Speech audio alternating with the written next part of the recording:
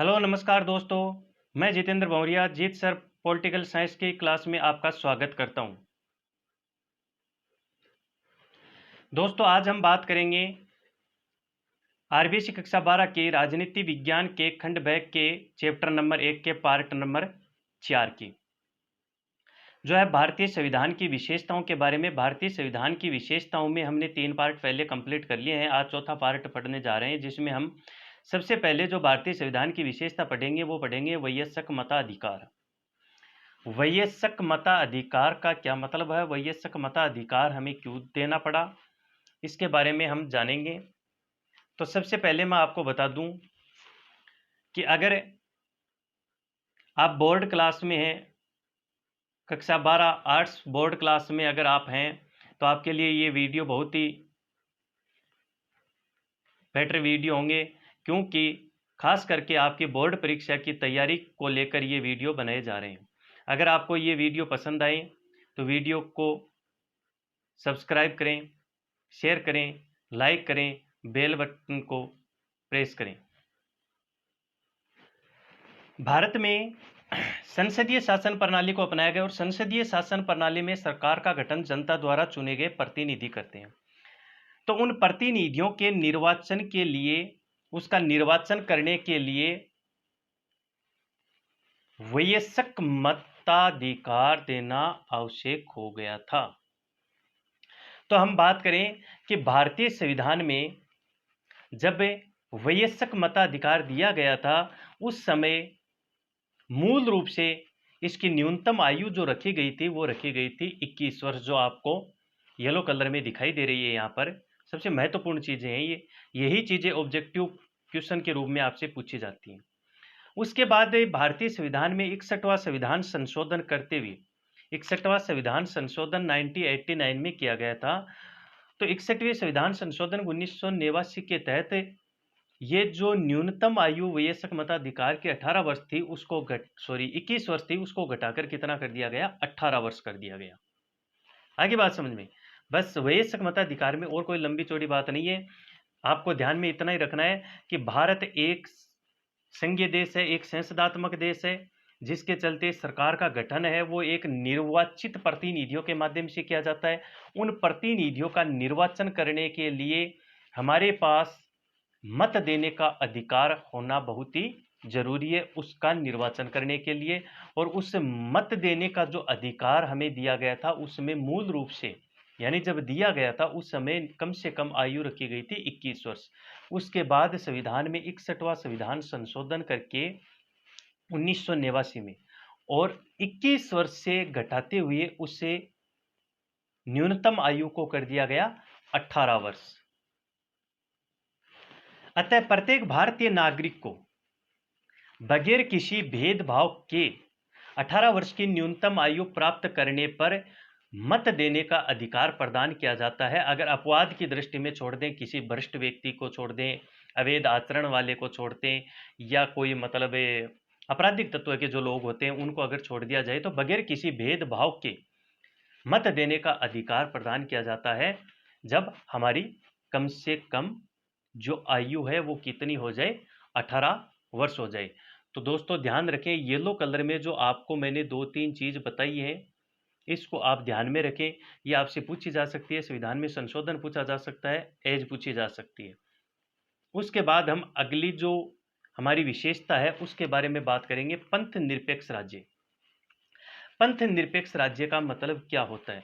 जो राज्य पंथ निरपेक्ष राज्य होते हैं, उन राज्यों के संविधान में किसी भी धर्म को राजकीय धर्म का दर्जा नहीं दिया जाता है।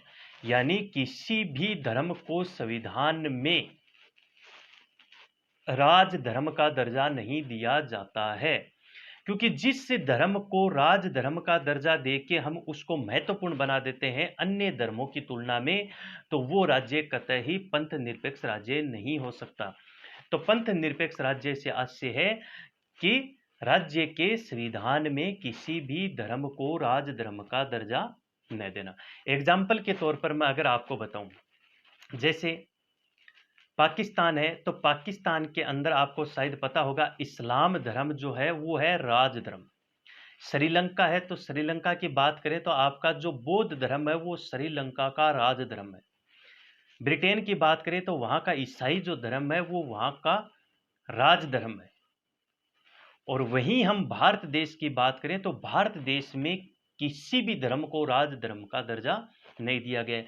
इसलिए भारत देश एक पंथ निरपेक्ष या धर्म निरपेक्ष राज्य है, बल्कि ब्रिटेन है, श्रीलंका है, पाकिस्तान है, जिसके मैंने एग्जाम्पल दिए हैं, ये कतई ही पंथ निरपेक्ष राज्यों की श्रेणी में नहीं आ सकते। उसके बाद हम आगे इसमें बात करें, येलो कलर में आपको दिखाई दे रहा है कि भारतीय संविधान के अनुच्छेद 25 के अनुसार हम मौलिक अधिकार पढ़ेंगे अगले चैप्टर में, तो उसमें हमें देखने को मिलेगा धार्मिक स्वतंत्रता का अधिकार, जो अनुच्छेद 25 से 28 है, 25, 26, 27, 28।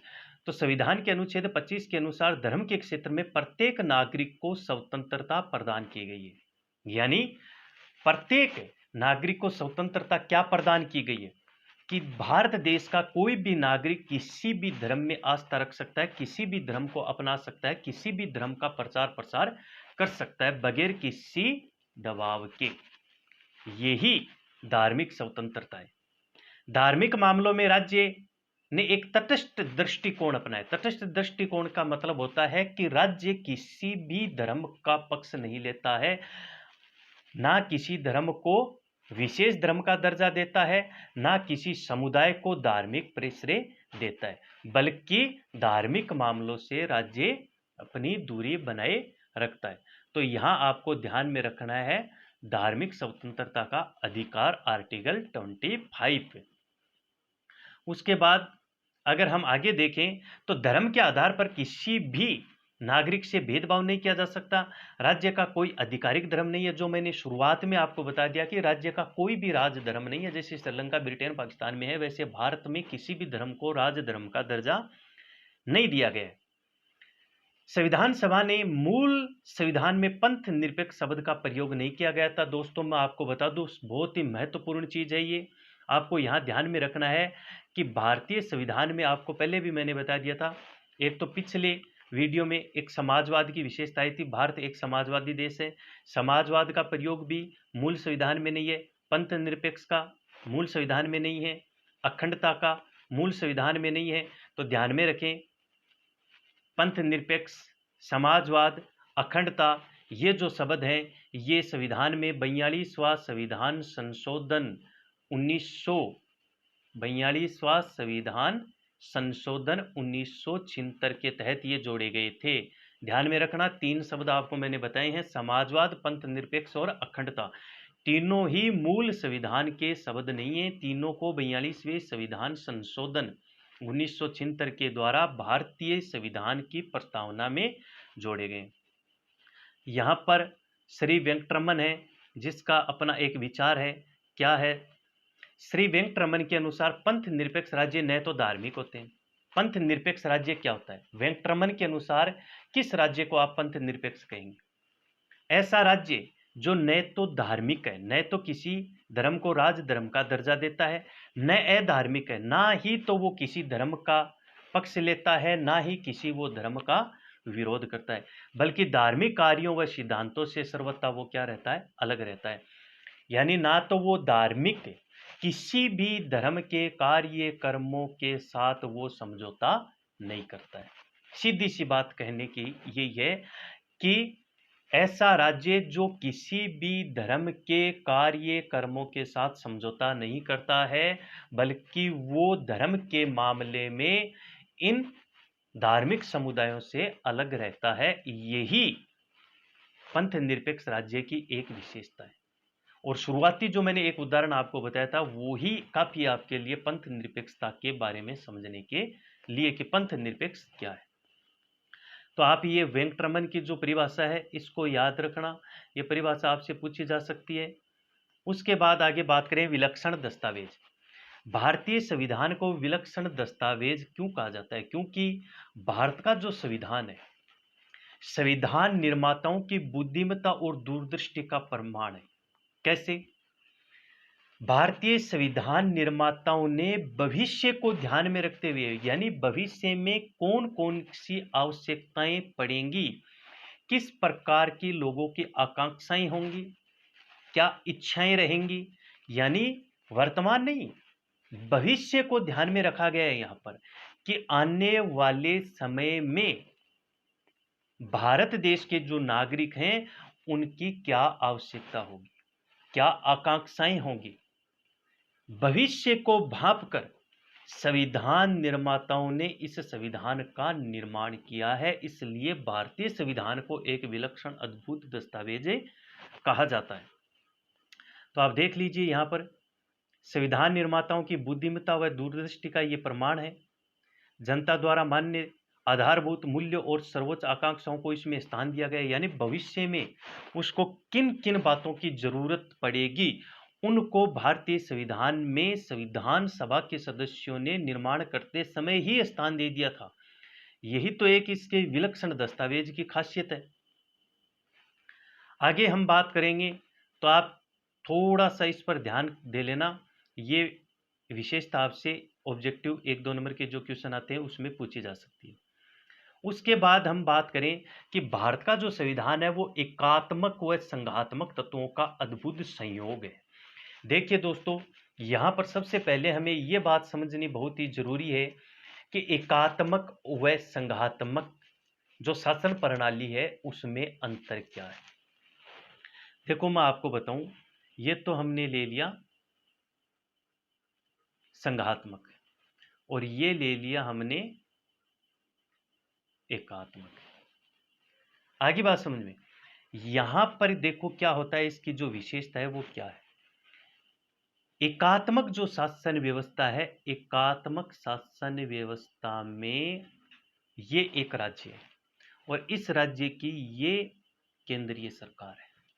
ठीक है, इस केंद्रीय सरकार में यानी ये राज्य के अंदर जो केंद्र सरकार है, इस केंद्र सरकार की शक्तियों का एकात्मक शासन व्यवस्था में यहां किसी भी प्रकार का विभाजन नहीं किया जाता है, यानी संपूर्ण राज्य की शासन व्यवस्था है वो केंद्र सरकार पर डिपेंड करेगी। आगे बात समझ में, एकात्मक एकात्मक यानी एक सरकार पूरे राज्य की यानी संपूर्ण राज्य की शासन व्यवस्था है, इस एक सरकार के इर्द गिर्द में घूमती रहेगी। इस सरकार की जिम्मेदारी रहेगी वो पूरे राज्य की व्यवस्था बनाए। शायद आपने सुना होगा, नहीं सुना तो मैं आपको बता दूं, विलोबी नामक एक राजनीतिक विचारक है जिसने एक बहुत ही गजब की इसकी एक डिफिनेशन दी है। उसका मानना है कि एक बार के लिए हम राज्य की शासन व्यवस्था की संपूर्ण शक्ति है, यानी व्यवस्थापिका, कार्यपालिका, न्यायपालिका है, उसको एक स्तर पर रखकर उसकी संपूर्ण शक्तियां केंद्र सरकार को सौंप देते हैं एक बार के लिए। उसके बाद केंद्र सरकार क्या करती है, केंद्र सरकार अपनी व्यवस्था को सुव्यवस्थित बनाए रखने के लिए अपनी शक्तियों का विभाजन कर सकती है प्रांतों में। परंतु ध्यान में ये रखें कि यहां पर जो केंद्र सरकार अपनी शक्तियों की प्रांतों में जो विभाजन कर रही है, जो विकेंद्रीकरण शक्तियों का कर रही है, वो स्वतंत्र नहीं है। प्रांतों से शक्तियां कभी भी वापस ली जा सकती हैं, प्रांत केंद्र सरकार पर निर्भर रहेंगे, प्रांत स्वतंत्र रूप से किसी भी प्रकार का कोई निर्णय नहीं ले सकेंगे और केंद्र सरकार के आदेशों का पालन करेंगे। ये एकात्मक शासन व्यवस्था के अद्भुत लक्षण है। एकात्मक शासन व्यवस्था क्या है, जिस राज्य की शासन व्यवस्था की संपूर्ण शक्ति केंद्र सरकार में निहित होती है वो शासन व्यवस्था एकात्मक शासन व्यवस्था होती है। अब बात करें संघात्मक शासन व्यवस्था क्या होती है। ये एक राज्य है, इस राज्य के अंदर ये आपके बना दिए मैंने जनसंख्या क्षेत्रफल को ध्यान में रखते हुए छोटे छोटे राज्य बना दिए। संघात्मक शासन व्यवस्था में क्या होता है, एक बहुत बड़ा राज्य अपनी आंतरिक विभिन्नताओं को ध्यान में रखते हुए छोटे छोटे राज्यों का क्या करता है, गठन करता है। उसके बाद वो क्या करता है, उसके बाद ये छोटे छोटे राज्य एक केंद्र सरकार का गठन करते हैं।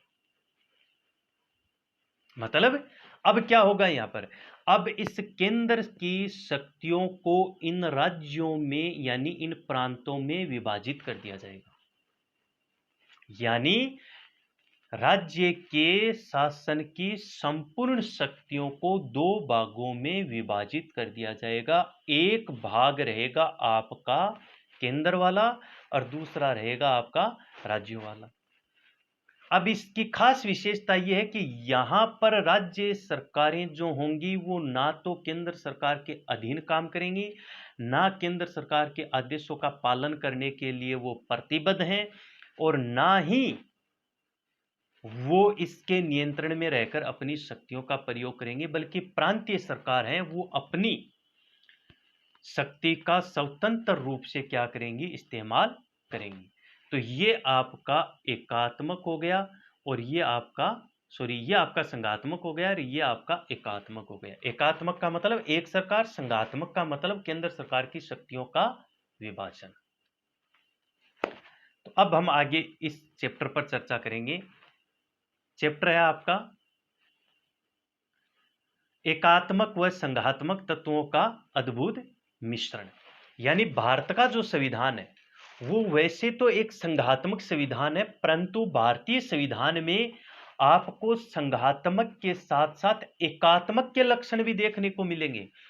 यानी भारत का संविधान वैसे देखने में है संघात्मक है, परंतु आपको संघात्मक लक्षणों के साथ साथ इस एकात्मक वाली शासन व्यवस्था के भी लक्षण मिलेंगे। एकात्मक का मतलब जो एकात्मक लक्षण होंगे उसका संपूर्ण देश के लिए एक ही स्तर होगा, और संघात्मक होंगे उसके दो होंगे। जैसे ये एकात्मक और ये संघात्मक।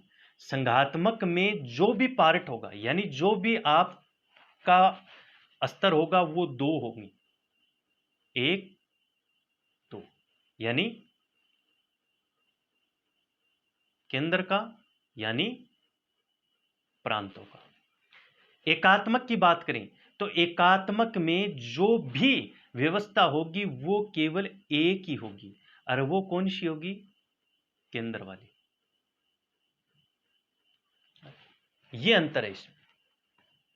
बाकी हम इसको पढ़ेंगे तो आपको बिल्कुल ये समझ में आ जाएगा कि एकात्मक क्या है और संघात्मक क्या है। संघात्मक में देख लो, यहां हमने केंद्र की शक्तियों का विभाजन कर दिया प्रांतों में, तो ये दो हो गए, तो यहां पर एक ही रहेगा।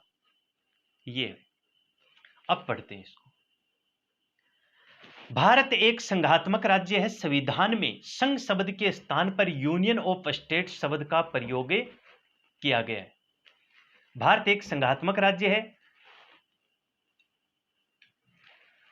भारत एक संघात्मक राज्य है। संविधान में संघ शब्द के स्थान पर यूनियन ऑफ स्टेट शब्द का प्रयोग किया गया है।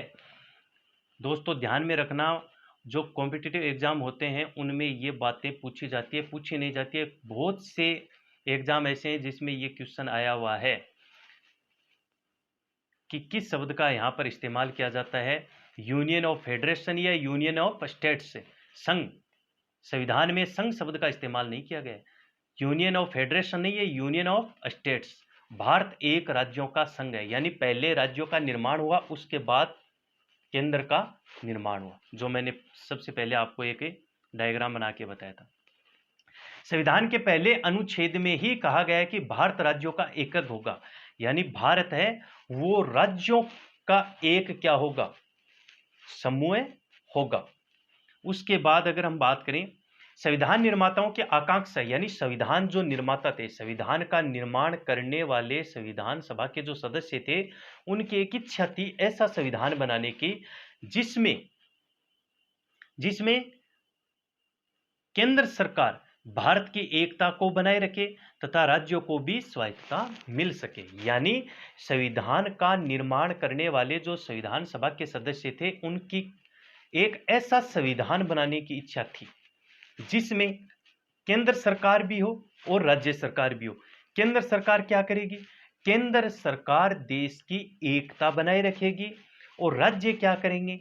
राज्य अपनी स्वतंत्रता के तहत अपने अपने जिम्मेदारियों को पूरा करेंगे।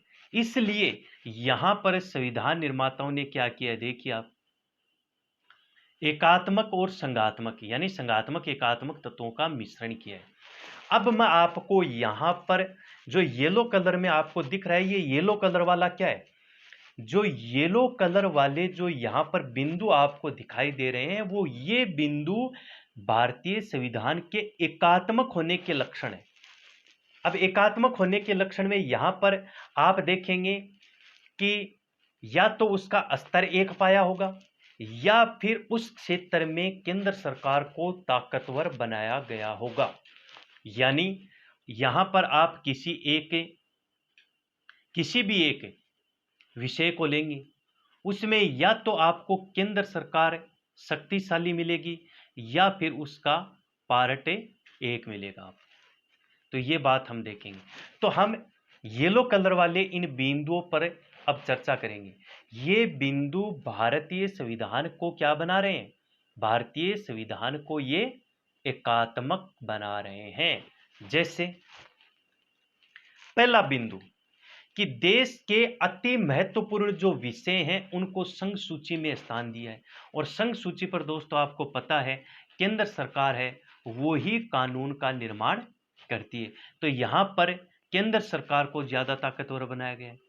उसके बाद हम बात करें समवर्ती सूची में केंद्र के निर्णय को प्रमुखता। समवर्ती सूची के जो विषय हैं उन पर केंद्र सरकार और राज्य सरकार दोनों को कानून बनाने का अधिकार है। परंतु अपवाद में कई बार क्या होता है, एक ही विषय पर एक ही समय पर दोनों सरकारें क्या होती हैं, विधेयक लेकर आ जाती है, यानी कानून बनाने के लिए तैयार हो जाती है। वहां पर क्या किया गया है?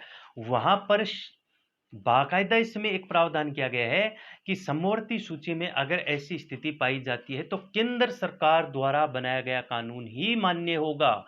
यानी अति महत्वपूर्ण विषयों को पहले संघ सूची में स्थान देके हमने केंद्र को मजबूत बनाया। उसके बाद समवर्ती सूची के विषय पर अगर अपवाद की स्थिति में टकराव होता है तो केंद्र को हमने महत्वपूर्ण बना दिया।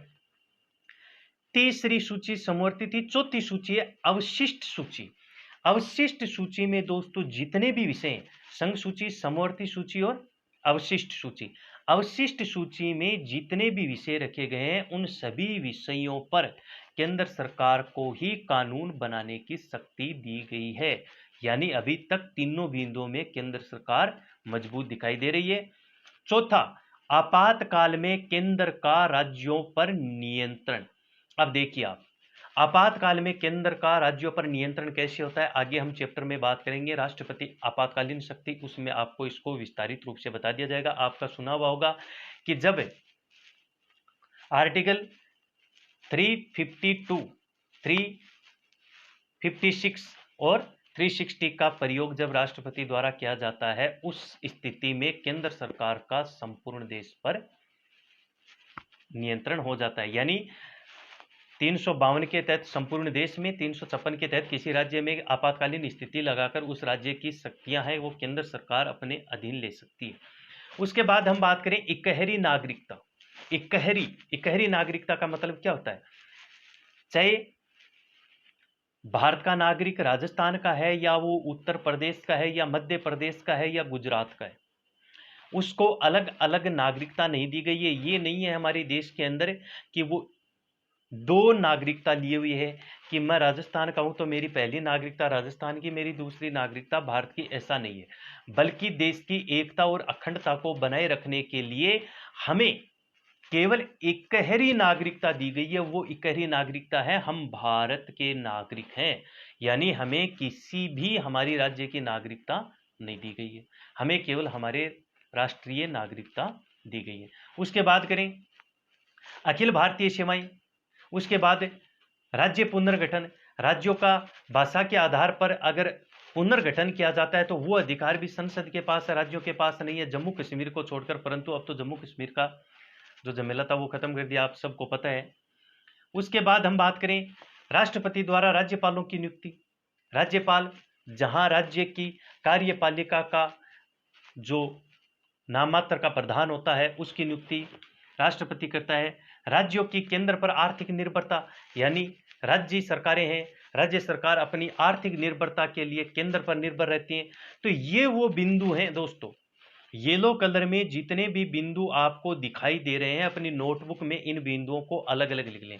इससे टॉपिक को याद, बड़े टॉपिक को याद करने का एकमात्र जो तरीका है वो यही है कि उसको अलग अलग भागों में डिवाइड कर लो।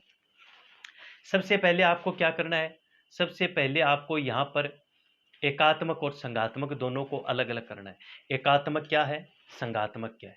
उसके बाद भारतीय संविधान में किस प्रकार की व्यवस्था की गई है, उसके बाद व्यवस्था के अकॉर्डिंग आपको नीचे चलना है। भारत का जो संविधान है उसमें एकात्मक संघात्मक दोनों को जगह दी गई है।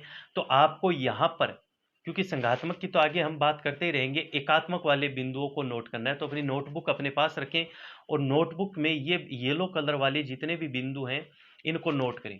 ये वो बिंदु हैं जो भारत को एकात्मक राज्य बनाने में अपनी भूमिका निभाते हैं। बाकी हम इसी यूनिट का जो तीसरा चैप्टर है उसमें एकात्मक और संघात्मक की जो तथ्य हैं उन पर बातें करेंगे। तो ये आज का हमारा पार्ट नंबर 4 भारतीय संविधान की विशेषताओं का पूरा होता है। नमस्कार दोस्तों, जय हिंद, जय भारत।